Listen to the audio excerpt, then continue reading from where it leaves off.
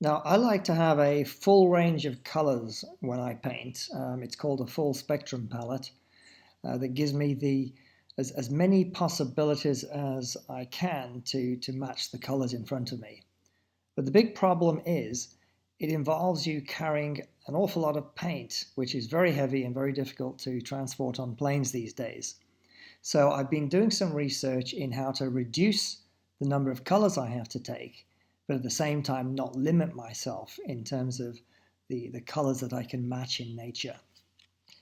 As a result of this, I've come up with some very interesting research about single pigment palettes.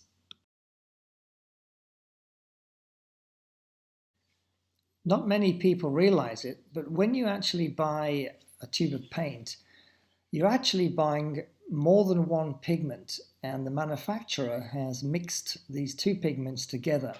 So here you can see that this particular color, which is a type of magenta, is actually made of a phosphate of manganese and an ultramarine blue. The key is to look for these numbers, and on most manufacturers, they will now tell you what pigments the paints are made of. In this case, it's PV16 and PB29. Now, when the manufacturer does this, it actually lowers the saturation of the color, and you end up with a paint that is less flexible than if you had the two pigments on their own pure form and mix them together yourself. So this started me thinking about the idea of creating a palette just out of single pigments, and whether that palette would allow me to mix a much wider range of colors without taking so many paints with me. And that was the origin of an idea that I came up with the help of one of my students who was very interested in pigments. And we came up together with the idea of the GOSP palette.